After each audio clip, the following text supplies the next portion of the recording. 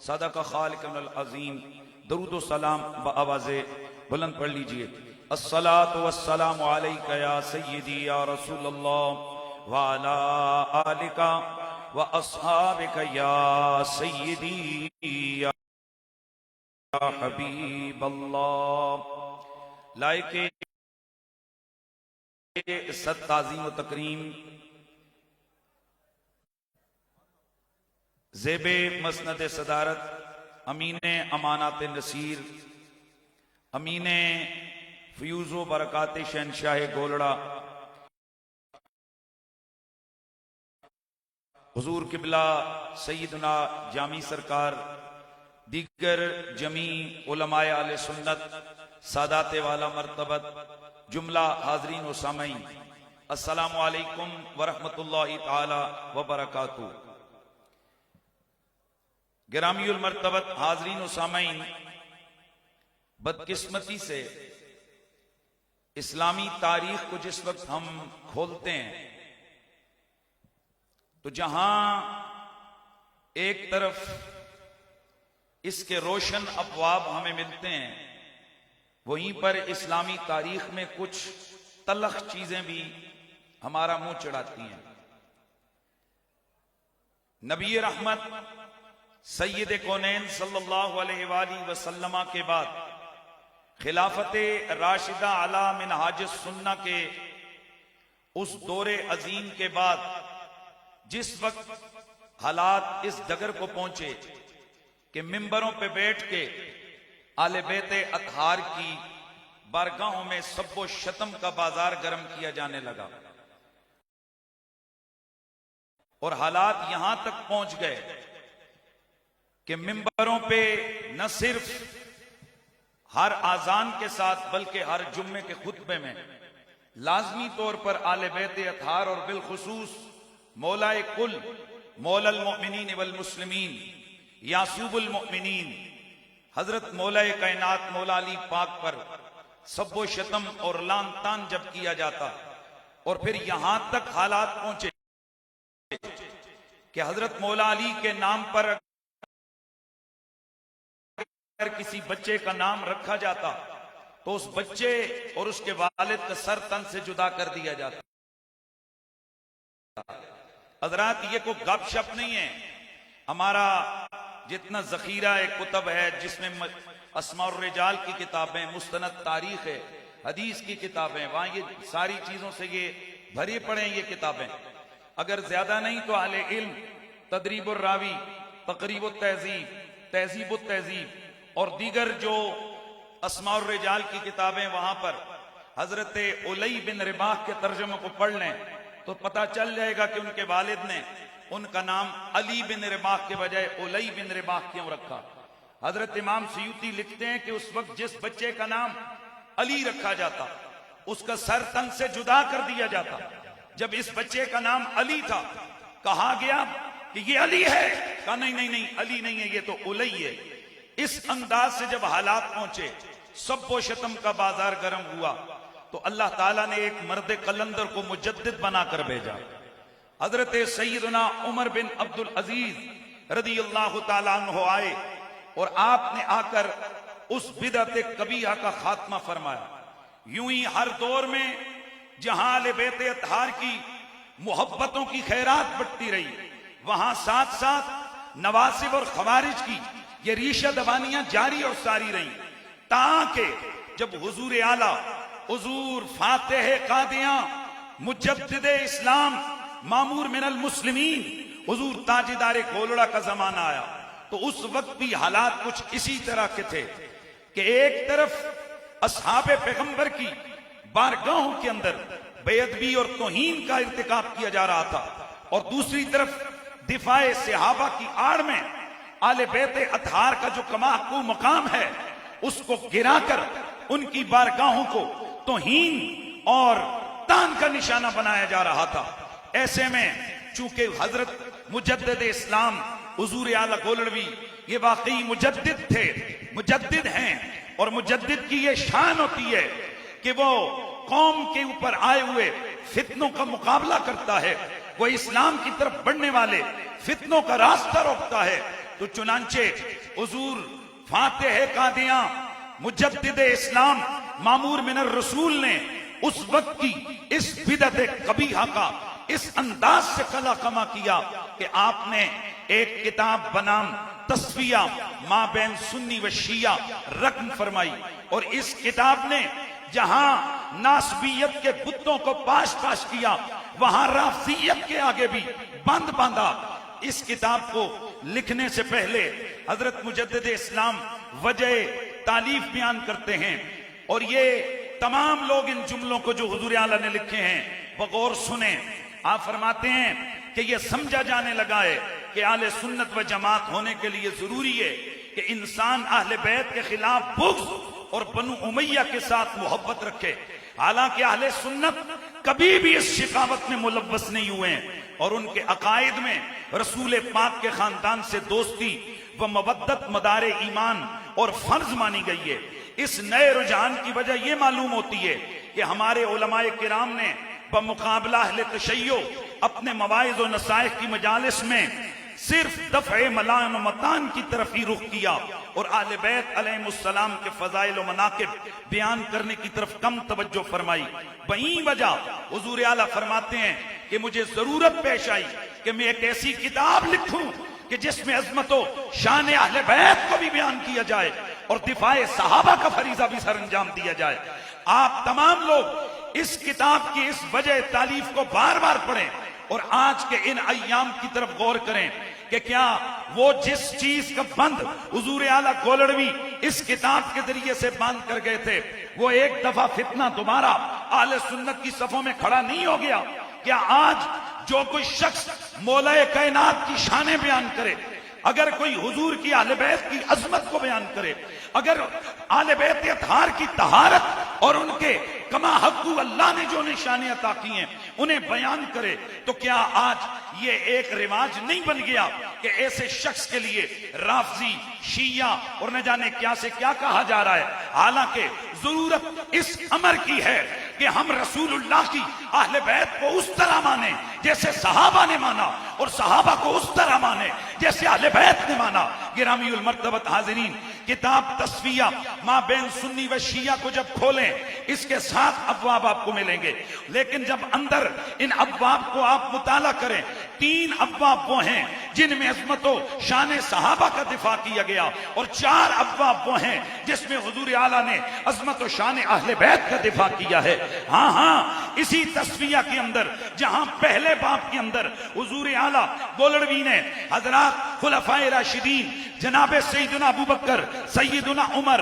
سیدنا عثمان، سیدنا مولا علی رضی اللہ تعالی عنہم اجمعین کی خلافت کو خلافت راشدہ علی منہاج السنہ قرآن و حدیث کے دلائل سے ثابت کیا، اور یہ بیان کیا کہ جو ان کی خلافت راشدہ علی منہاج السنہ کا انکار کرے گا گویا وہ قرآن اور حدیث کے صحیح مفہوم کو سمجھا ہی نہیں،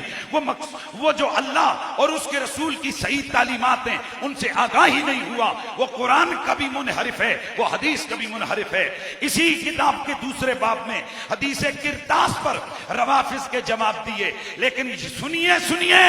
حضور اعلیٰ نے دفاع صحابہ کرتے ہوئے اہل بیت اطہار کی عزتوں کا معاذ اللہ جنازہ نہیں نکالا، بلکہ آپ حیران ہوں گے کہ عنوان ہے حدیث کرتاس پہ گفتگو، لیکن اندر مولا علی کی شان بیان کر کے ومن کنت مولا فعلی مولا کی حدیث کا صحیح مفہوم بتایا جا رہا ہے کہ اس کا مطلب یہ نہیں کہ حضرت مولا علی کو رسول خدا اپنے بعد خلیفہ نامزد کر کے گئے، بلکہ اس کا مطلب یہ ہے کہ اللہ کے نبی نے بتا دیا جس کو میں پیارا ہوں اس کے دل میں علی کا پیار لازم ہے، جو میرا دوست ہے، جو مجھے دوست رکھے گا اس کے لیے لازم ہے کہ وہ علی المرتضی سے دوستی رکھے، جو کوئی علی سے دشمنی رکھے گا وہ سمجھے کہ اس نے مجھ سے دشمنی رکھی ہے۔ اور پھر اسی باب میں حضور اعلیٰ نے حدیث ثقلین پر گفتگو کرتے ہوئے یہ واضح کیا کہ قرآن و اہل بیت سے اصلی تمسک اہل سنت ہی کر رہے ہیں کہ وہ قرآن کو بھی مانتے ہیں، محمد کی اہل بیت کا دامن بھی تھامے ہوئے ہیں۔ اور پھر اسی کتاب کے تیسرے باب میں حضور اعلیٰ نے باغ فتح کو موضوع چھیڑا ہے، اور اس میں اعلیٰ حضرت نے باغ فدق کے حوالے سے اہل سنت کا واضح موقف بیان کیا اور کھل کر بتایا، توجہ سے سنیے گا، کھل کر بتایا کہ اس باب میں اس حوالے سے نہ تو حضرت سیدنا ابو بکر صدیق سے کوئی خطا ہوئی ہے اور نہ ہی حضرت سیدۃ نساء العالمین سے کوئی خطا ہوئی ہے۔ سن لیجئے، میں اللہ کی عزت کی قسم اٹھا کر کہتا ہوں، پوری تصویر ماں بین سنی و شیعہ کے اندر کسی ایک صفحے کی ایک سطر پر ایک لفظ بھی ایسا موجود نہیں کہ جس کا معنی کہیں سے یہ نکلتا ہو کہ حضور اعلیٰ یہ بتا رہے ہیں کہ معاذ اللہ فاطمہ زہرا جب مطالبہ فدق فرما رہی تھی تو وہ خطا کر رہی تھی۔ لا حول ولا قوت الا باللہ۔ لوگوں تصویہ اٹھا کے پڑھو، وہاں پر تو یہ واضح نظر آتا ہے، مفہوم ملتا ہے کہ فاطمہ اس قدر طیبہ طاہرہ ہے کہ جس رستے پہ وہ چل پڑے خطا وہ رستہ چھوڑ کے ہٹ جاتی ہے۔ فاطمہ اس قدر طیبہ طاہرہ ہے کہ خطا فاطمہ کے قریب بھی نہیں آتی۔ فاطمہ اس قدر طیبہ طاہرہ ہے کہ گناہ اور خطا اس گلی میں بھٹک ہی نہیں سکتے جہاں فاطمہ۔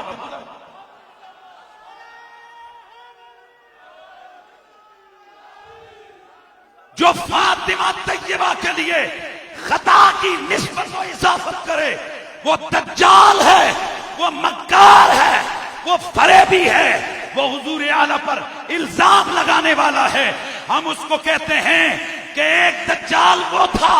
جس نے ختم نبوت کے معاملے میں حضور اعلیٰ سے ٹکر لی تھی، ایک دجال وہ ہے کہ جو طہارت سیدہ کے معاملے میں حضور اعلیٰ کی ٹکر پہ آیا۔ بچا اس کا بھی ککھ نہیں، بچنا اس کا بھی ککھ نہیں ہے۔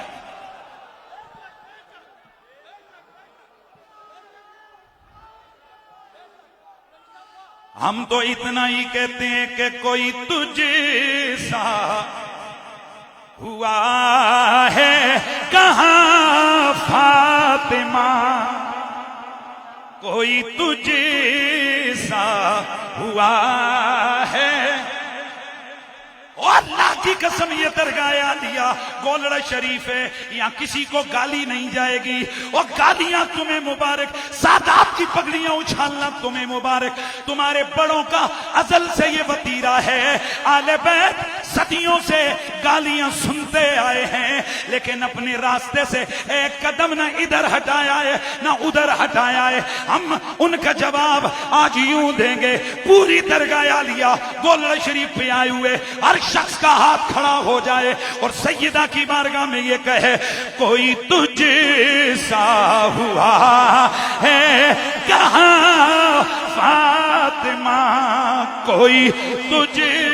سا۔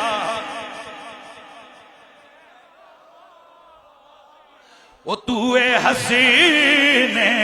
نو زینب کی ماں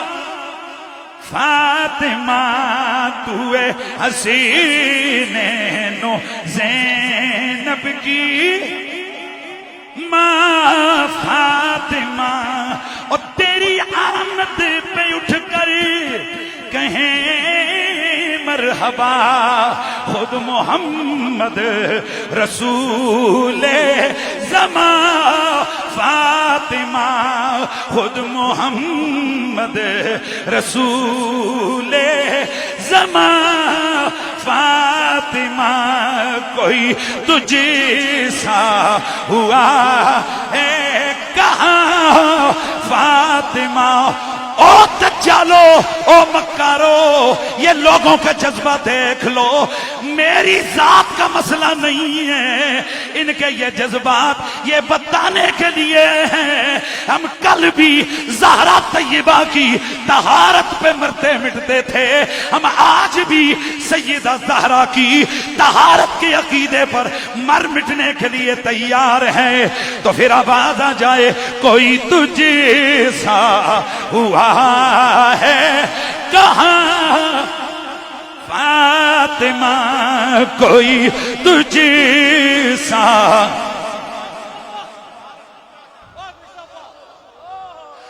اور سنیے سنیے میرا آخری جملہ، وقت مکمل ہو گیا. جو رکھے تیرے بچوں سے بغض و عناد، او سیدی جامی سرکار، او سادات، او گورڑے والو، او دیگر میرے نبی کے گھر والو، او سیدو، اگر آج ملا تمہاری عزتوں کی قدر نہیں کر رہے تو کیا ہوا؟ قرآن کی تطہیر کی آیت تمہاری شان بیان کرنے کے لیے کافی ہے، مودت والی آیت تمہاری عظمت کو بیان کرنے کے لیے کافی ہے، مبالغہ والی آیت تمہاری جد کی عظمت کو بیان کرنے کے لیے کافی وافی شافی ہے. ہم انہیں جواب دینا چاہتے ہیں جنہیں سادات کی عزتوں کا پتہ نہیں. سنیے سنیے، یا سیدہ، رکھے جو تیرے بچوں سے بغض و عناد، اور رکھے تیرے بچوں سے جو بغض و عناد، پھر اس کو ملے کب اما فاطمہ، نہ گھر میں، نہ لاہور میں، نہ بکھی میں، نہ درگاہ میں، نہ مدرسے میں، پھر اس کو ملے کب اما فاطمہ، کوئی تجھ سا ہوا ہے. میرا وقت مکمل ہو گیا، میں بات آگے نہیں بڑھاتا. نعرہ رسالت، نعرہ رسالت، حسینیت، حسینیت، یزیدیت، یزیدیت، یزیدیت، نعرہ حیدر.